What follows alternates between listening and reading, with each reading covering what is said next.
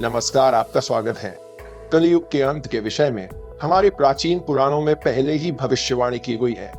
कलयुग का प्रभाव कैसा होगा, कलयुग में मनुष्य का व्यवहार कैसा होगा, कलयुग की स्त्रियां कैसी होगी, कलयुग में मनुष्य का आकार और आयु कितनी होगी, कलयुग में पाप और पुण्य की परिभाषा क्या होगी, कलयुग में मुक्ति पाने के कौन से मार्ग होंगे तथा कलयुग का अंत कैसे होगा आदि के विषय में हमारे प्राचीन पुराणों में कलयुग की भविष्यवाणी की गई है। भगवान श्री कृष्ण ने कलयुग की भयावहता का वर्णन गरुड़ जी के सामने किया है, जिसके बारे में प्राचीन गरुड़ पुराण में बताया गया है। तो चलिए जान लेते हैं कलयुग के बारे में की गई प्राचीन भविष्यवाणियां। कलयुग का अंत धर्म की विफलता, अनुशासन की कमी, मनुष्यों में बढ़ती दुर्भावना, धन की लालसा, अत्यधिक काम का प्रभाव, भ्रष्टाचार से बढ़ता व्यापार, गुरुजनों तथा पूज्य लोगों की नींद, स्त्रियों में व्यभिचार और अनाचार आदि गुणों की वृद्धि, लोगों में आध्यात्मिकता की कमी आदि प्रकार के लक्षणों से कलयुग की पहचान होती है। भगवान श्री कृष्ण ने कहा था कि कलयुग में मनुष्य का मन अत्यधिक कठोर हो जाएगा। मनुष्य अशांत, चंचल, धर्म से विमुख होकर अधर्म के पथ पर चलने वाले होंगे। उन्हें शास्त्रों का ज्ञान नहीं होगा, जिसके मुख से जो भी निकलेगा उसे ही शास्त्र समझा जाएगा।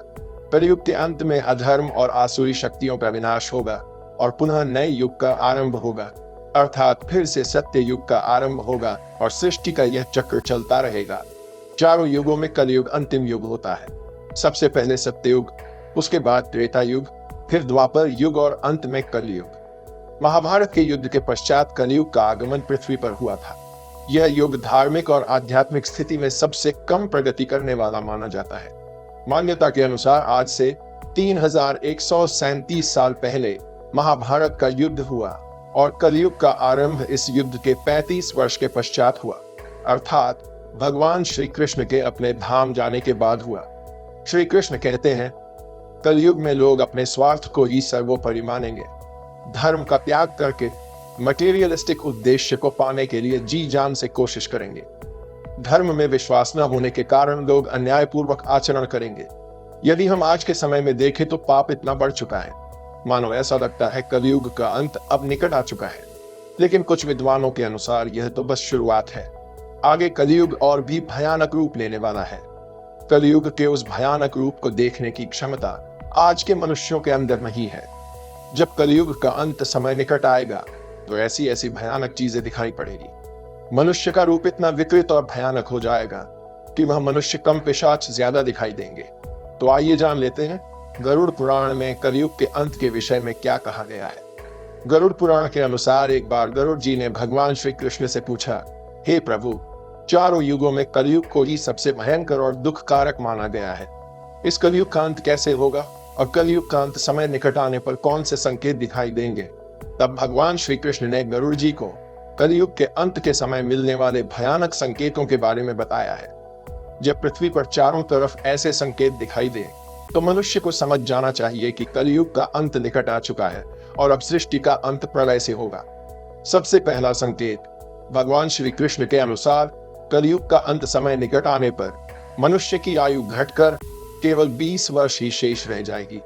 12 वर्ष की आयु में ही मनुष्य के बाल पक जाएंगे। उनका शरीर अत्यंत कमजोर और सफेद रंग का होगा। कलयुग में स्त्री 8 या 9 वर्ष की आयु में ही संतान को जन्म देगी। कलयुग की औरतें बहुत ही क्षीण और छोटे शरीर वाली लेकिन अधिक भोजन करने वाली मंदभाग्या होगी।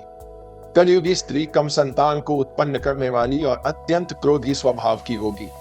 वह अपनी संतान को दूध भी नहीं पिलाएगी और ना ही उसका पालन पोषण करेगी। दूसरा संकेत, भगवान श्री कृष्ण कहते हैं, कलयुग का अंत समय निकट आने पर संसार में पतिव्रता स्त्रियां दिखाई नहीं पड़ेगी। एक ही स्त्री कई पुरुषों से विवाह करेगी।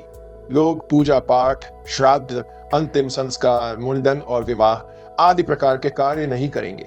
जल के अभाव के कारण लोग स्नान नहीं करेंगे और अशुद्ध ही रहेंगे। कलयुग के अंत में लोग केवल मांसाहार ही करेंगे और कोई भी सात्विक आहार नहीं करेगा। कलयुग में लोगों के वस्त्र तने हुए और चमकीले होंगे।